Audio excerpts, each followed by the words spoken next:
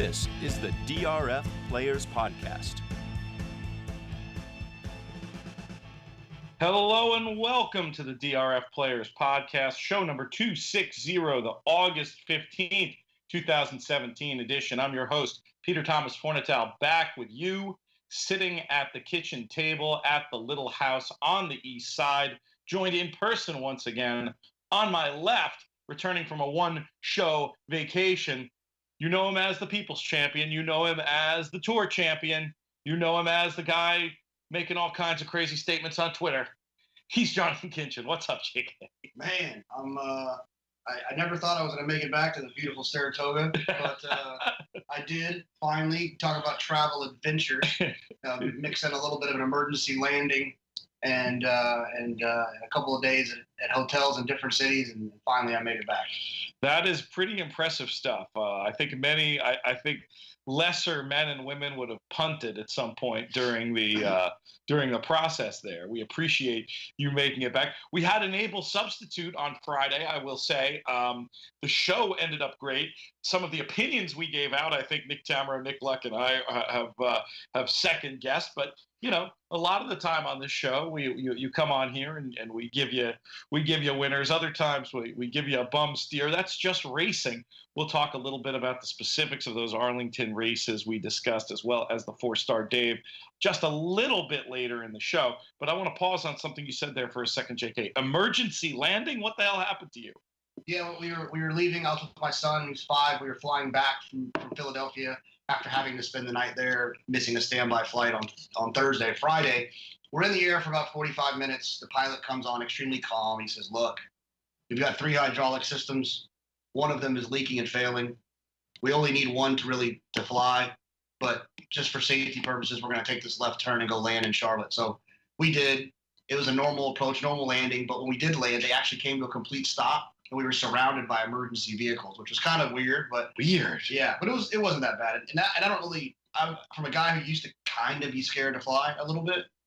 It was weird. I wasn't like terrified. I just didn't really like it. Was that like before or after the 5,000th flight you took? I mean, in recent years, I mean, I would still get a little nervous during takeoff. I just don't like takeoff. But anyways, I've clearly gotten over it since I've taken off over 300 times since 2015. I like that you're keeping the running count. My England flight back was one of those, like, kind of, I'm actually, like, not in a hurry to fly again. Like, that bad turbulence, like, 100-foot drops, stomach in throat, pulse racing, people screaming situation. Really? You know what's funny is turbulence doesn't bother me because this is going to be a little bit weird. Planes don't just fall out of the sky. It's takeoff that bothers me because you're fighting Mother Nature there a little bit. I even don't mind landing because you're kind of going with Mother Nature in a paper plane-esque situation. I could get with that a little bit. It's the taking off part that throws me off. So it actually, what kind of helped me get over it is I sat next to a pilot one time. And so the weird things I didn't like, I asked him. And he was really cool, and it really helped me, like... That's cool. He'd be like, well, why are we, veering this way? And yeah, why does some turn so hard? Yeah. He said because they used to be in the Air Force, and so they're not as smooth when they turn. They just don't. They're just like, they just hit it. So. That's fascinating. All right. Speaking of taking off, this is the first, what I hope will be an annual event with Equestricon in Saratoga. Few confessions to make here at the beginning of the show. One, people who listen on iTunes, really sorry that the auto downloads have not been working. We are taking guerrilla dramatic measures to ensure that is no longer the case. As of very soon, we're not going to have these problems anymore. Please stick with us if you have, I know how it is. I listen to pods and I want them to pop up on my phone. And when they don't pop up on my phone, I don't listen. So I'm guessing we're going to have, hopefully, some returning listeners in the next few weeks. Just wanted to apologize for that little snafu. The other thing I wanted to apologize for is this should be a panel. Right now, this conversation should be a panel at Equestricon in a conference room with a live audience. The problem is I never did anything about it.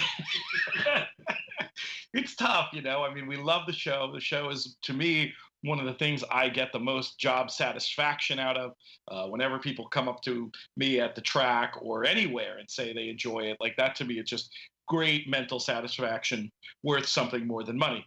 That said, this is essentially freelance work for or extra work or whatever. It's not anything to do with the day job at DRF or my real raison with the company. So sometimes the show takes a small back seat to other things, whether they be life things like having Perrin here last week, or work things like trying to scramble to get tournaments covered. So as a result, wasn't able to do that cool thing of having a live show at Equestricon.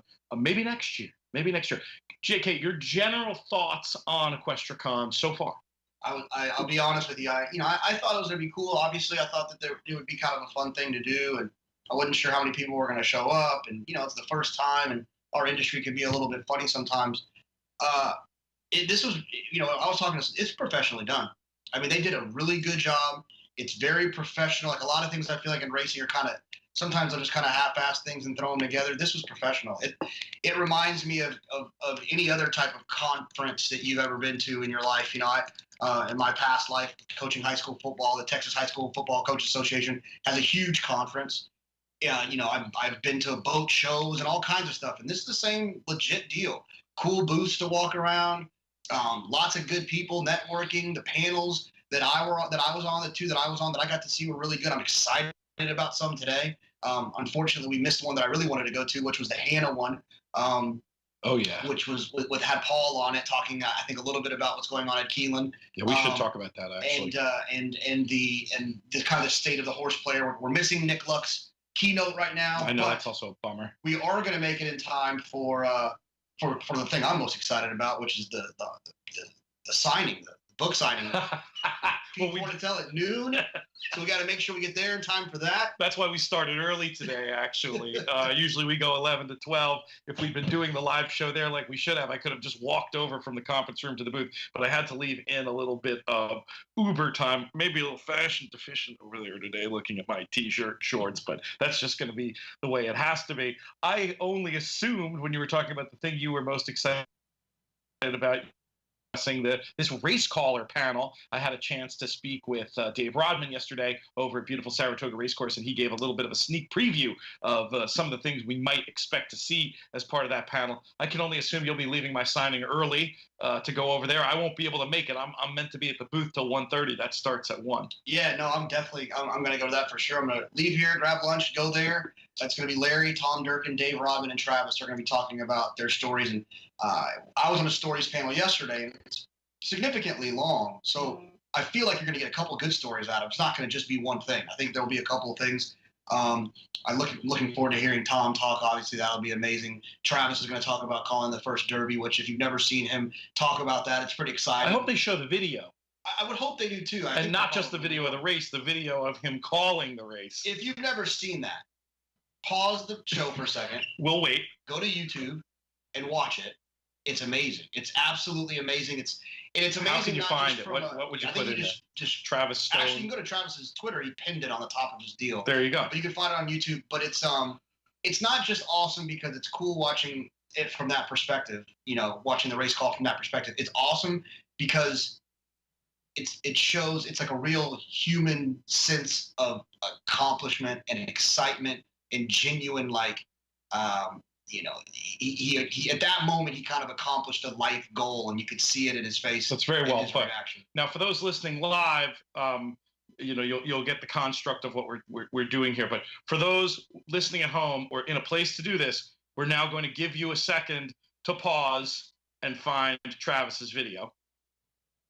Wasn't that just amazing? Just JK put it exactly right. It's watching somebody essentially achieve their life's dream in front of you, and just all the good vibes and energy happening in that booth, watching Travis get to that pinnacle for somebody who grew up wanting to be a race caller. He loves to tell the story of growing up in Scroon Lake, an hour from here, and coming here as often as he could, and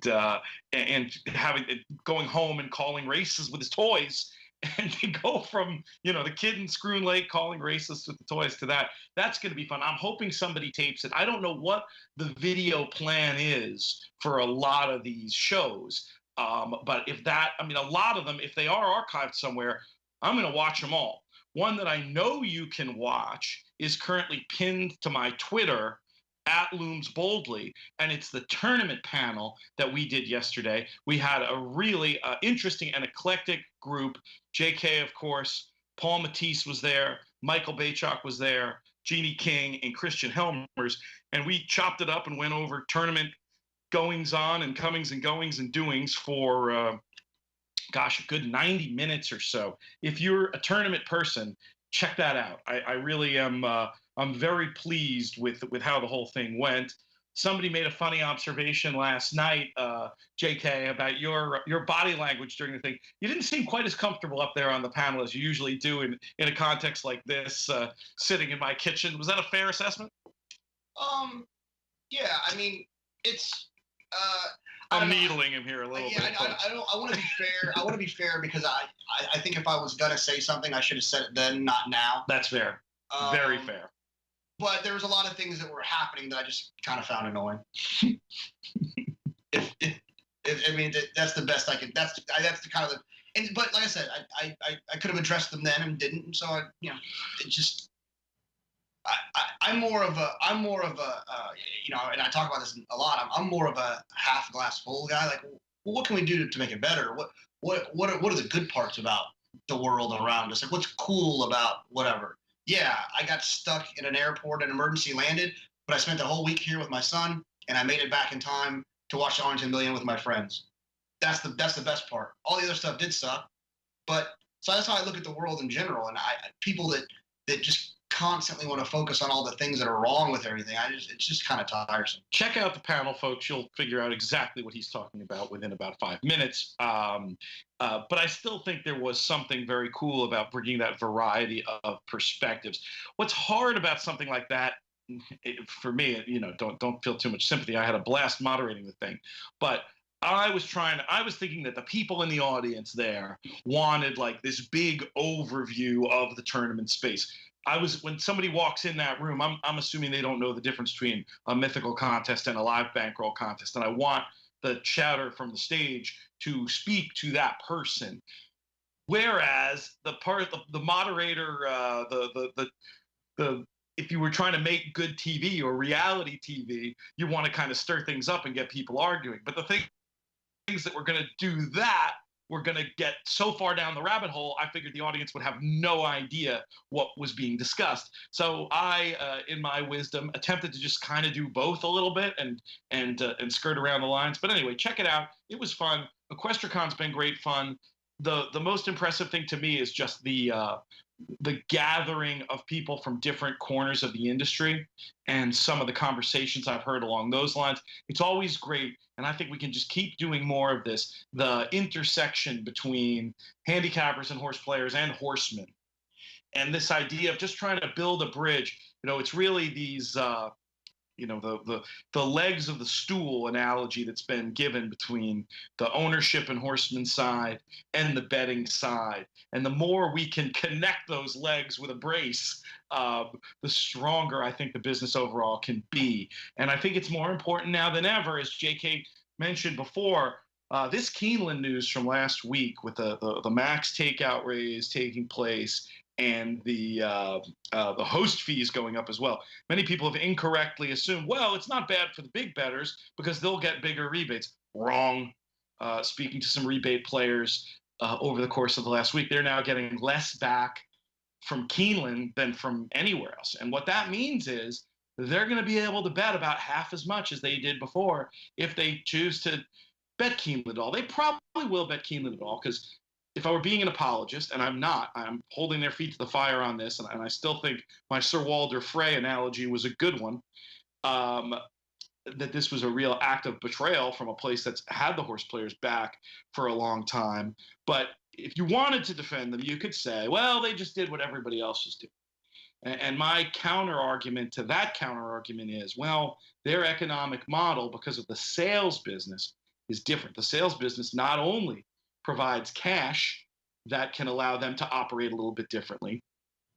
They're not in a situation like some other stakeholders in this industry where they're answerable to shareholders on a quarterly basis, but also being in the sales business, you'd think they'd be a little bit more cognizant of what's going to happen in this industry 5 and 10 years down the line.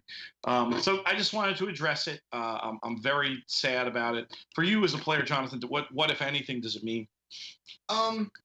You know, I don't think I handle enough that like me boycotting it is like significant. I mean, I don't think it matters really.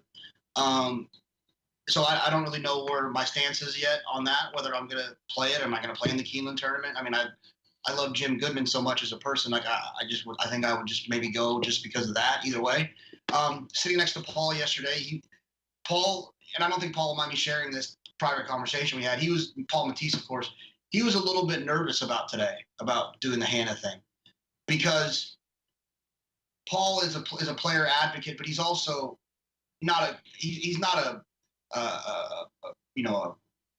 stir the fire type of guy. He's not a bomb thrower. He's the opposite of a bomb thrower. Right. He's a bridge builder. Exactly. So he wants to approach it cautiously, but he also wants to do what's right for himself and for the horse player and say what's right. And he was, when I spoke with him, he was contemplating not playing Keeneland this year.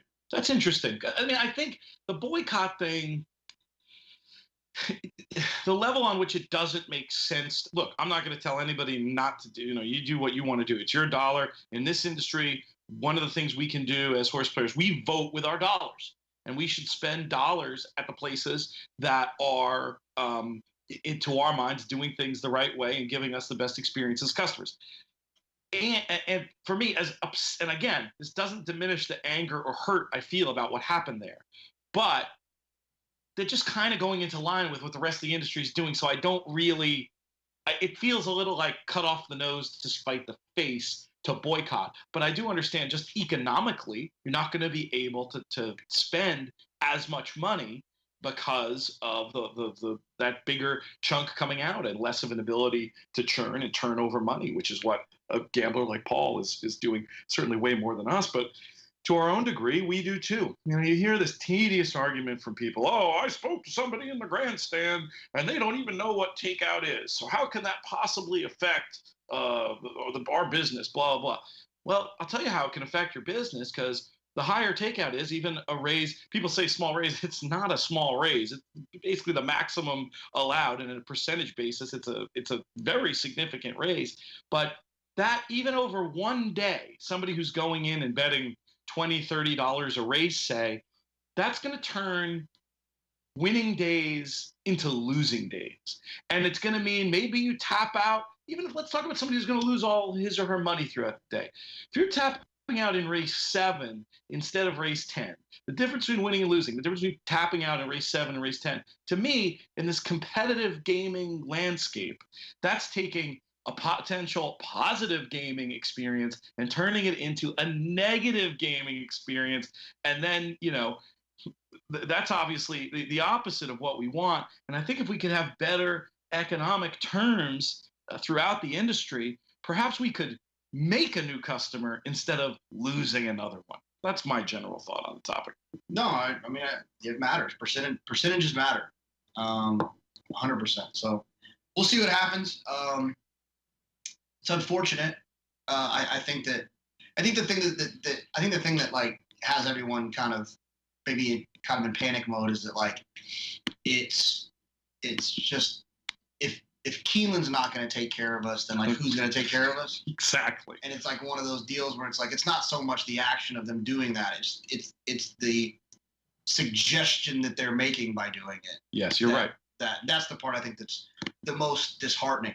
Yeah. And I kind of felt that way, not to get political or anything like that, but I think we felt that way before in like in November. It's not so much what happened, but it's kind of what it says about like the state of our situation, that we're just so far apart, and that's the part that's a little bit concerning. Yeah, I don't want to give Game of Thrones spoilers here, because somebody out there is going to have not started watching the show, and I don't want to, take one of the key moments and rake it over the coals. But I thought my analogy was pretty direct that I made on Twitter and sort of intimated earlier in the show, the idea of someone who's supposed to be your friend is the one who puts the knife in the back. It hurts on a few different levels. Let's just leave it at that. Let's talk about some racing from Arlington, and let's start off. Where should we start off? Not with the Beverly D. Let's start off with the Secretariat. I had multiple emails. I guess over the years I've developed a reputation of being fairly solid on when it comes to suggesting which European runners were going to have good chances in these races. And I had several people ask me, what in the world happened with Permian? And it's just a terrible, sad story because the horse, never comfortable, never looking like the horse that you and I bet at Royal Ascot this year, and then unfortunately having a fatal injury as they crossed the wire. Just, it was just it's the worst part of our game by a lot is having to see that. And obviously there's just it's impossible to predict, and it's the bitter pill we have to swallow if we want to be racing fans. But the race aside from that, JK, what did you think of Oscar Performance? I will be honest, I did not see this race. I was on a plane. So you still haven't watched? Still haven't watched. Well, I haven't watched because A, I didn't get to bet it. B, I was wrong. C, I'm not really an Oscar Performance fan, although he's turning me into one. I was going to say, you might want to revisit that, right, not being an Oscar Performance fan after this. You've got to watch this tape. He shut off early. It was not, you could have made the case that the previous couple of wins that, had things his own way, that whole thing. Here, he looked like a push-button horse, and he finished. He put this race to bed, and some very interesting figure disagreement here. And I'm curious to get a few more perspectives. Maybe you can text Paul quickly and see how he evaluated these two performances. But Craig Milkowski of Timeform US had the Secretariat as a faster race than the Arlington Million. The Bayer Speed Figure team gave Oscar Performance a 95, and let's see what they did with Beach Patrol in the Million, a 101, so significantly faster, the way that you would expect it to be with an older horse versus a 3-year-old. And I'll double check that about Craig, but I'm almost sure I saw on Twitter that he had the Secretariat faster. But in any case, just visually, I mean, this is a horse that has to be taken seriously. And I want to give credit where credit's due. Was it Andy Serling who was the first one I saw on Twitter who threw out the idea that if the 3-year-old dirt horses keep beating each other back and forth, that perhaps you could consider Oscar Performance for the 3-year-old male Eclipse Award. What do you think of that idea? I mean, I think right now, we've talked about this before, the weight that the Kentucky Derby has is significant. But Always Dreaming was really bad last time. I think people remember that. I would think if the ballots went out today, Always Dreaming would narrowly beat Oscar Performance just because of the significance we put on dirt racing and the Kentucky Derby. But if Always Dreaming doesn't run again and Oscar Performance wins another Grade 1, which I would imagine he will at the way he's been traveling, then it's going to be hard to deny. And it'd be pretty cool if we could get a horse, a turf horse like that to be represented as our 3-year-old champion. But let's see what happens in the Travers. Obviously someone winning something there. Tappert obviously is still waiting in the wings. If he wins the Belmont and the Travers, I would imagine he'll be the leading 3-year-old. Well, it makes me feel good that you wouldn't have picked the winner on the podcast had you had an opportunity to appear last week. But I think fans did miss out on a potential 7-1 winner by your not being here because of your view of the Beverly D. Let's talk about that race for a minute. What's your number one takeaway? Well, my number one takeaway is Joel Rosario owes someone an apology. But I thought she ran really well. I mean, it's Chad, right? I mean, it's not like we were surprised and we got 7-1, but it did kind of fall apart a little bit. I thought she quickened well, but that's kind of I bet her off of the race that she ran in the I don't know what was the last race, the Gamely? No, it wasn't the Gamely. It was the race, the Just a Gamer. I can't remember. Anyways, she when Hawksmoor beat her, when Hawksmoor got loose, I mean, they went very slow, and she was way behind. And DeCito, we're talking about here. Of course, couldn't get there. And so I thought she would run well, and she did. And at least I got to send you a text message right before we played a little bet together where we used DeCito and I can't remember else. Donna Bruja and Rain Goddess. Right, and I sent a text to you before. It's like the pre-red board. I like to do it sometimes. I said, just for the record, I really like to see. I love that concept of what's a pre-red? Was that a pink board? I don't know, blue board. I don't know what that green board. Pick your color. You were referring with the Rosario quip before to the ride upon Grand Jeté. What happened there, and who was best in this race? I mean, I would like to think that maybe she was best. You know, she just had no room. She was bottled up down inside. She had a ton of run, and just, you know, I think you switch the trips, and she probably gets the win. She's a pretty nice horse. I think she might be pretty good. Yeah, that's totally fair. The other runner in here who disappointed, who I felt like had an excuse, was Rain Goddess. Smashed her face into the gate, which, you know, it's one of those things that all aren't created equal. Like sometimes you're walking by and you bang your elbow on something and it's nothing, and sometimes you hit it in just the right spot and it's like you're going to be jumping around in your tiptoes for 30 seconds. And I think it's a simplistic analogy, but the horses hitting the gate, it's a little bit like that, where sometimes I don't think it really does much to mess the momentum. And other times it's like, okay, I'm now going to punch you in the nose as hard as I can, now go run a race. And I'm kind of guessing from the way Rain Goddess traveled that it was more of the latter than the former. Did you look at that at all? Did you have an opinion about it? No, I didn't see it, but I actually think that I read a little piece of the amazing book you're working on with Mike Maloney, and he talks about that. Yes. About hitting, like how he thinks it's a real significant thing. Where Mimi's Special 6 was the horse for Mike,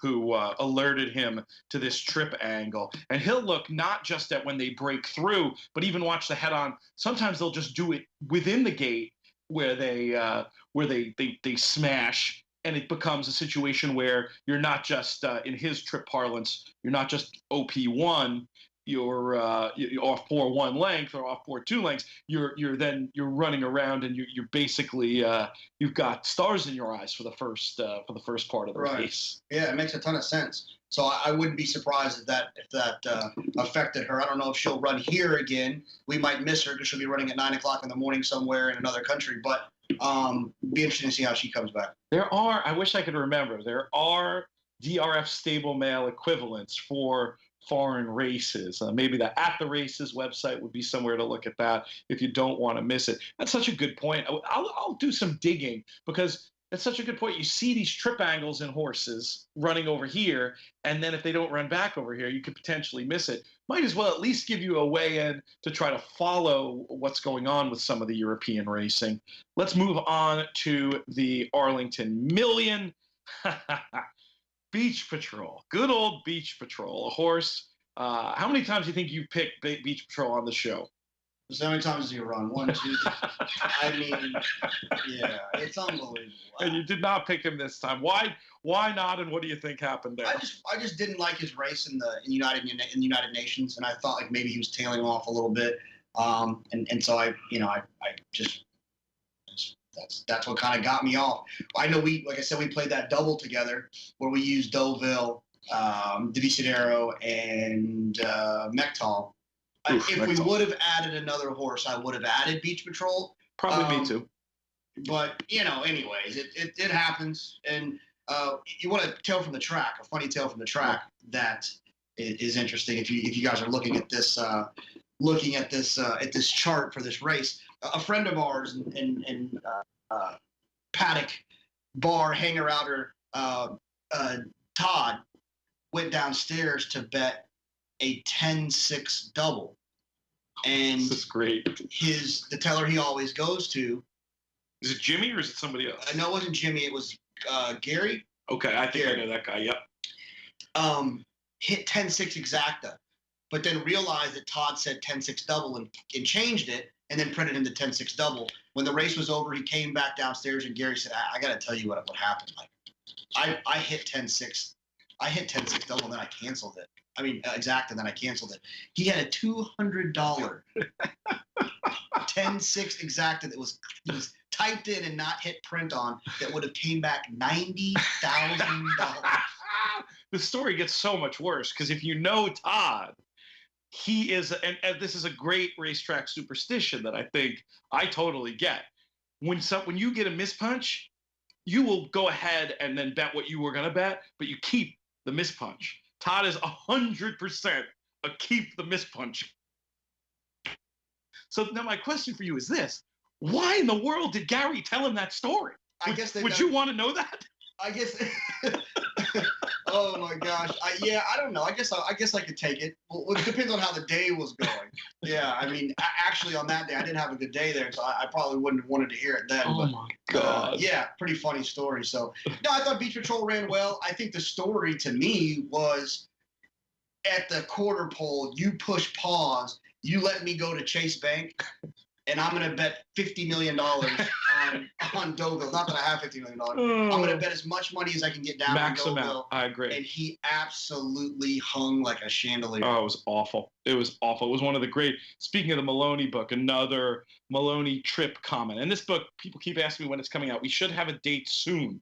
I've been trying to put the finishing touches on, and we've just been having, all the reasons why we're not doing the show live from Equestricon apply to this as well. Just haven't had the darn time to do it. But a trip note of his that I love this one. The horse that has the perfect trip and then just does not go on in the lane. He writes, no finish. Deauville might be the great no finish. If we could go back in the pages and amend, I might suggest to Mike, we describe what no finish is and then say, like Deauville in the Arlington Million, 2017. Yeah, exactly. LD, like Deauville. Yeah. It was very embarrassing to me again. I touted this horse in various places and was thinking, you get that. It's not too often you feel. I mean, I think you're better at this than me. But like, I'm not a top of the lane, we're gonna win by 3 guy. I'm a little more pessimistic than that. But this for me was at the top of the lane, we're gonna win by 3. I'm also, you reminded me. Just this is a complete aside. I'm also not a stop the race guy. Please stop the race. It's the worst. I feel like I should probably talk about Desidero since I did mention his name about 17 times yesterday at the big scores panel. Oh my God, were they rolling their eyes? Is it a drinking game? Go to the Sagamore, take a shot of Sagamore rye anytime JK says Desidero. Was that going on? I think people are going to say he's a Churchill Downs horse. I don't think that's the case. I think he's a 1 1/8 horse. I just think 1 1/4 might just be a little too far for him. I think he wants 1 1/8, and it just so happens that when he runs at Churchill every time, it's at 1 1/8. So, he closed into the pace, wasn't that fast. He had no kind of trip, right? No, he was 7 wide at the top, and he was just kind of even. But he flashed for a second. I think I yelled his name once, which is at least encouraging. Yeah, he made that move, but it was just a 7 wide balcony move on a day where it seemed. I'm not going to say it was an inside track, but it wasn't a day where. I mean, it's pretty rare. They do happen, but it's 7 wide trips on the second turn in turf.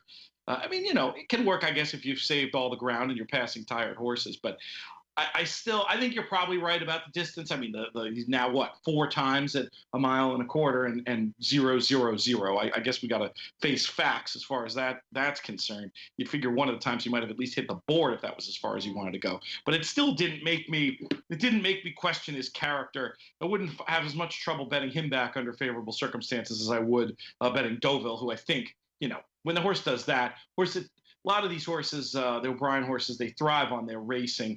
This one looks like he's all just, in terms of Deauville, over the top. Desidero, I could give another chance. Mektal, I feel like I should talk about another horse that I touted. I don't have an excuse. I mean, there was not a lot there. And sometimes in this game, sometimes you can say, hey, I was wrong and the horse didn't run, but I have this, and this excuse. Other times you just have to say, you know what? Maybe I misread the form. Maybe the horse is tailing off. And that's, for me, Mektal would fall more into that category. That's just a general racing chatter question before we get into some. We'll do some more tales from the track type stuff about the paddock bar to round out the show a little bit later. But there's a general question for you. When you pick a horse that doesn't run and there's no explanation, where does that leave you evaluating that horse the next time he or she runs? You got to have an explanation, or you have to admit that you were wrong and you have to probably stay away next time. Interesting. I'm trying to think of an example in the last few days where that's happened. We pick horses because we tell ourselves a story of how that horse is going to win, and you tell the story and the horse doesn't win. Well, did it actually play out like you thought it was going to play out? And if the answer was yes, played out exactly like I thought it was going to play out, and you get beat, then you probably need to reassess that horse's chances next time. So you got to make decisions, but you don't have to sign a contract. I mean, I signed a contract to bet Divisadero every time he runs, but you don't have to do that. Right. No, it makes sense. I guess to me, the best thing to do would just try to be as objective as possible, and really, as always, let price be your guide. If I bet a horse last time and I don't have an explanation, and the horse comes back the next time at a multiple of 3 of the price, I'm going to be pretty darn inclined to put that horse in, just based on how much I liked the horse last time, and the fact that we don't know. They're horses. We don't know. We don't know what kind of a night they had the night before, or how they reacted on a recent van ride, or what's going on in their head, or how they reacted to a course that they never run on before. Inclined to more forgiving, I think, than what the scenario you just described. But yeah, you also certainly you don't want to. I wouldn't want to bet the same horse back at the same price without any explanation of what went wrong. And can you tell where I'm about to segue the conversation? I think so. Arrogant. Yeah. Wow. I mean, there's a situation where I just have there's no explanation. Really interesting article. Jay Privman wrote this really interesting article on DRF.com. Privman stuff, so good. And this article, all the quotes super positive. Matt Bernier, I should give Matt a shout out for pointing this out to me. All the quotes are super positive, but there's this one little line in there in the workout about Arrogant being a little awkward changing leads during the work yesterday, and it was explained away by both Jimmy Barnes and Baffert, saying they were really trying hard to not have him do too much. And there might have been, and they were talking to the rider on the walkie-talkie and really trying to discourage Arrogant from doing too much in this work. And that well could be the explanation. But boy, for this horse, he's going to come back. He's going to be odds on. We'll talk about the race more when we can actually handicap it on the Friday show. But sitting from here, what was your reaction to that article, and what are you thinking about from here about betting in the Pacific Classic? Well, I didn't see the article until you mentioned it. I think you told me about it yesterday, just for a second. I don't know. It's bizarre to me because when you're at the racetrack, and I've been at Saratoga for a while now, you kind of just ask people random questions about racing when you're just hanging out. And one of the questions I've been asking the last few weeks is like, what do you think Arrogant's going to be next week? And do you think he's going to run well, or what do you think? And a lot of people think he's going to run well. I haven't heard anyone say, no, he's not going to run well. But I can't figure it out because he was impossibly bad. Yeah. If he was short, he still runs third. If he didn't like the track, he still runs third. Right. If he had a bad day, he still runs third. Right. But he was virtually eased. Yeah. And it's just a little bit concerning. So I just watched the work. I haven't seen him flip leads, but maybe I missed it. Okay. No, I think it wasn't that he flipped. I think it was that when he changed awkwardly was the phrase. So we'll watch it again, looking for that. Yeah, here's the thing. If there's something not right with the horse, he's retired. So that's the idea. That's why nobody's going to go out there and say he's going to run badly, because it's so wholly illogical that they would ever put him in a position. I mean, Baffert seemed like he had egg on his face after the San Diego. This would be a full-on pie in the face should the horse lay an egg again. So the only logical conclusion is that he's going to run well. But am I going to take 1 to 2, something to 5, whatever it's going to be to see that? I think for me, unless I'm surprised by something I see in the PPs, I'm going to pass the race. And it would, the other thing I would say is it would be a potentially just a absolute stone cold arrogant on top in multis and play him out exact as and tries in case he gets pulled up halfway through the race if he doesn't feel right for some reason. Like, I think it's one of the great win or run out horses of all time, possibly in the Pacific Classic. I'm not been following Del Mar enough to necessarily take advantage of that kind of an opinion, because it's not like the price is going to be there on the win end. He's going to have to be tied up in something else to try to get something approximating value somewhere. But I mean, those are my general thoughts. You watched the work again. You saw nothing wrong? No, he's had to circle horses. So he came into the stretch 4 wide, and so it was the lead change probably came 2 jumps later than you would have expected it to. But it was because he was going around horses. He was 4 wide. Okay, so you see. But look, I'm interpreting. It's not like Jay made some huge deal out of this. It's just it was a line in the piece that my eye went right to. But yeah, there's other potential explanations for it. Your thoughts on betting the race? I mean, you heard what I said.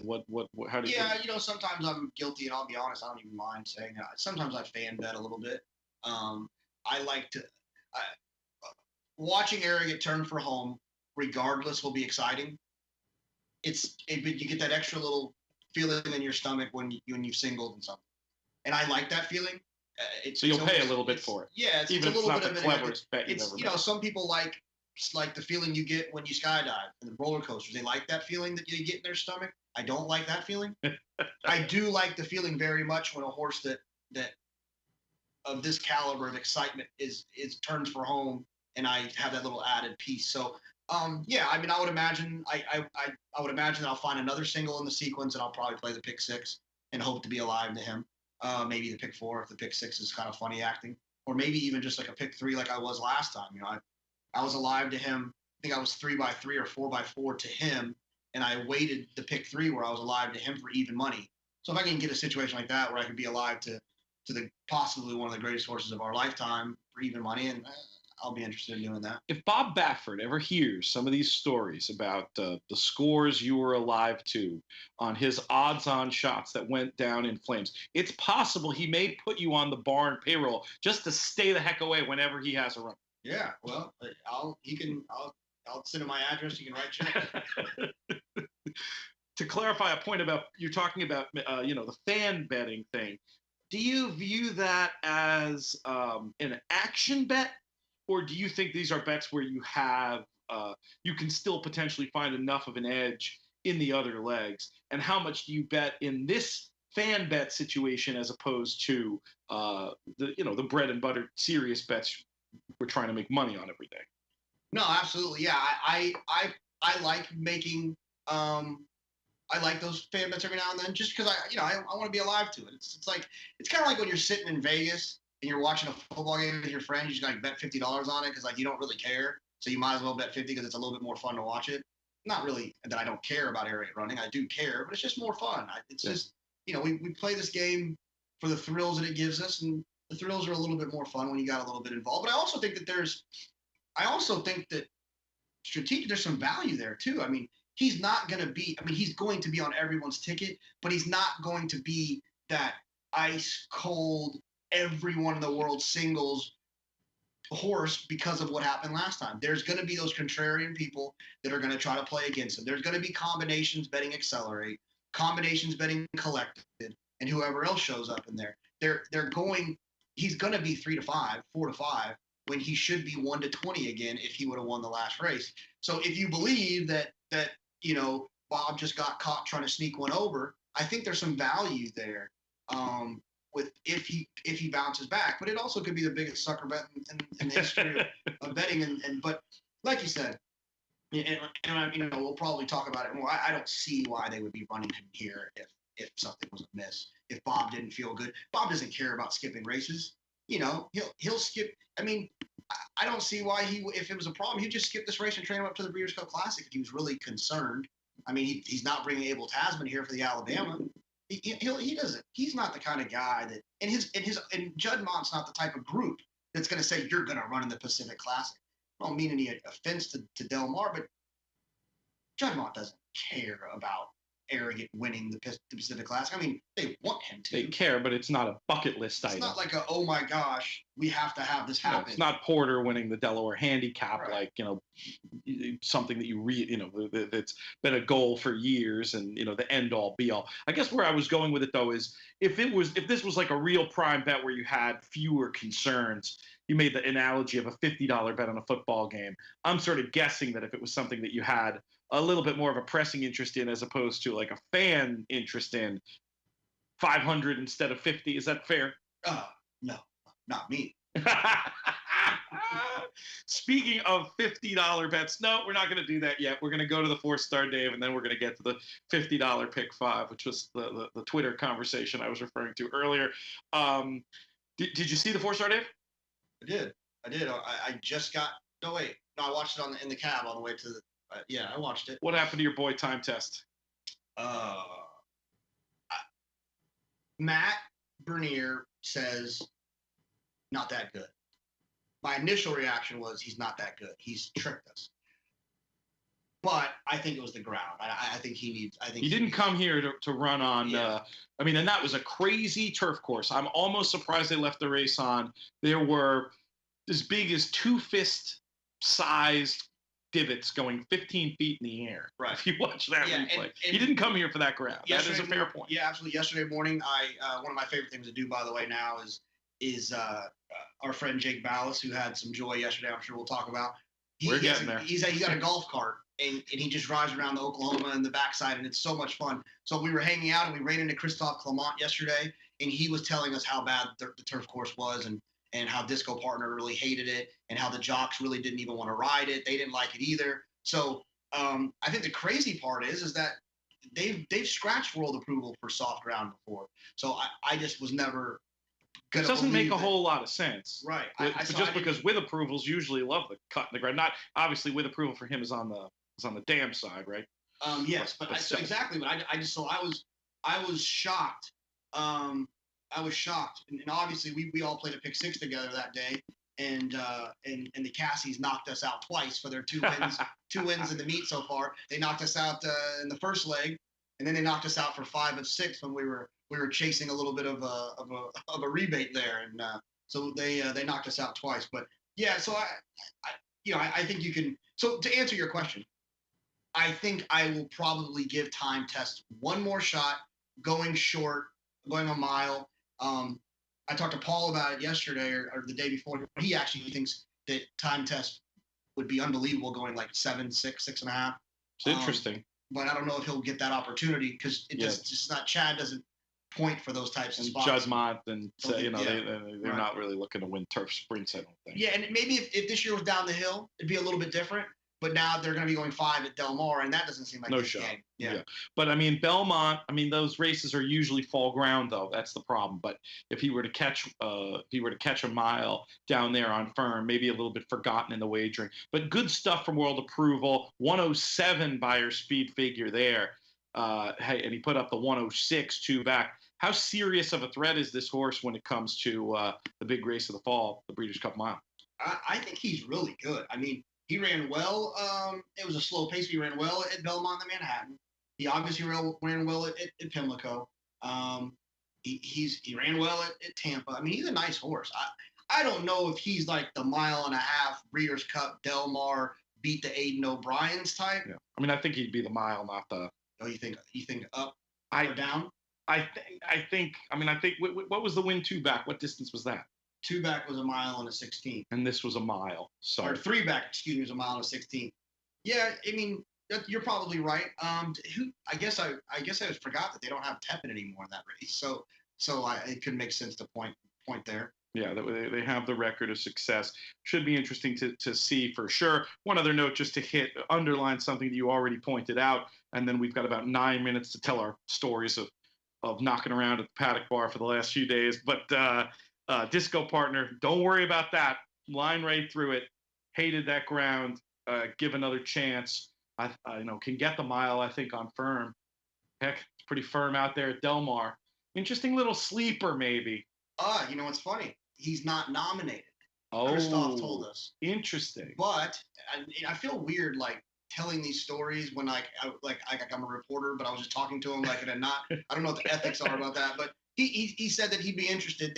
Someone would have to supplement. Maybe the owners would, or maybe they would try to work out a deal with someone who would supplement and do some things. But he didn't shut it down when he kind of came up in a interesting. I didn't even know discussion, but he's not nominated. Gotcha. All right. So paddock bar adventures. We'll start with the good story and then we'll end with the wagering pain. We've got about 9 minutes here.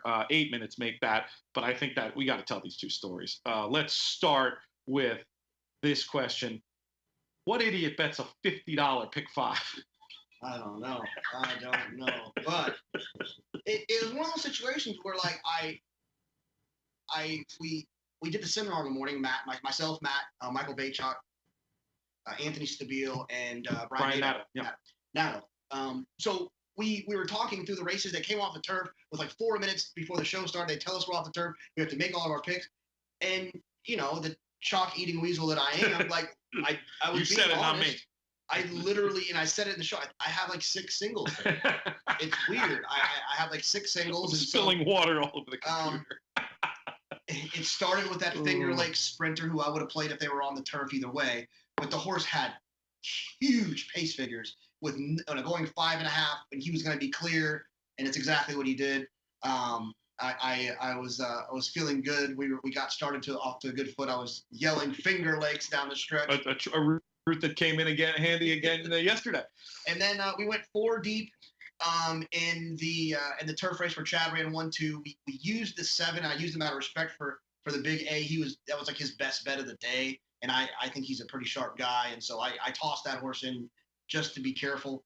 And then we used in the stake. We used the 4 Barry Lee who ran terrible, who I thought was going to run huge, and Copper Bullet who is pretty impressive.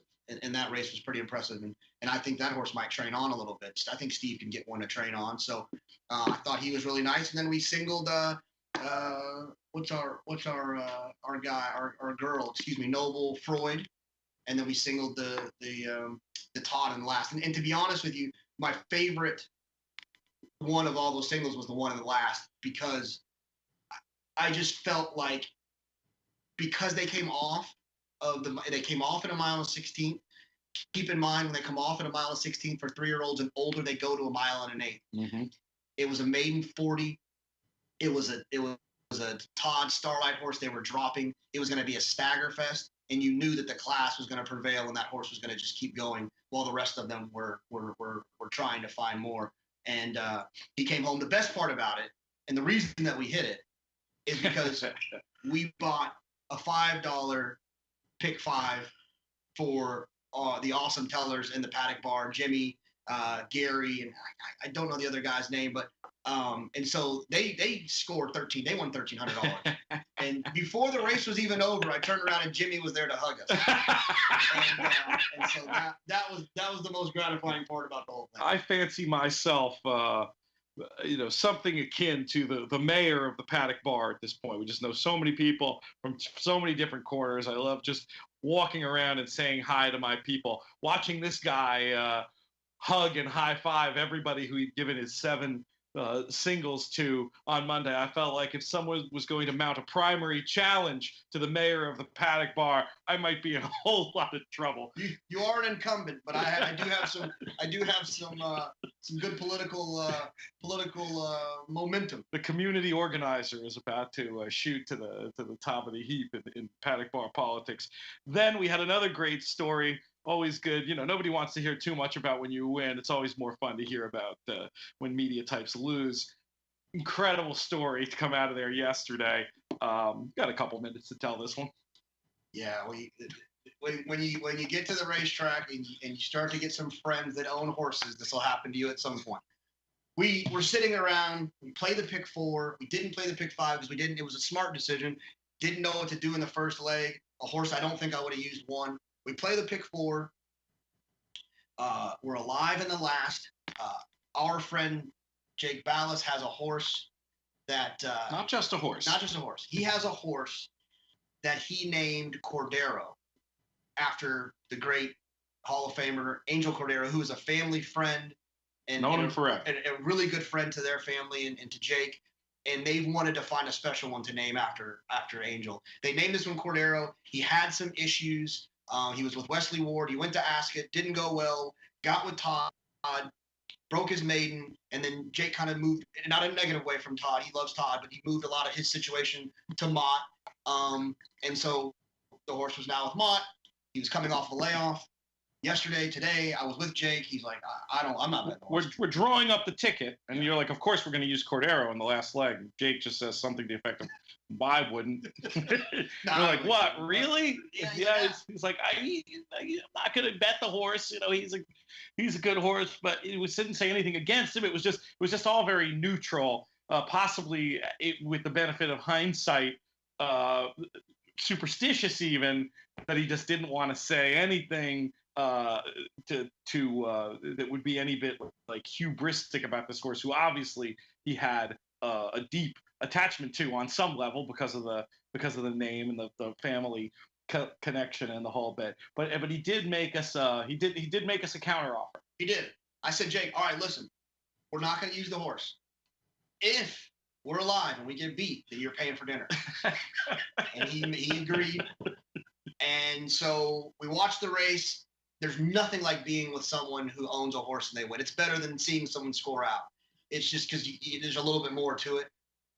And it was awesome. We went to the winner circle, took a picture, and then we went to dinner on Cordero's win with Cordero, which if you've never got a chance to like hang around him or see him in action, he is hilarious. Special guy. Unbelievably hilarious. The stories are just unreal.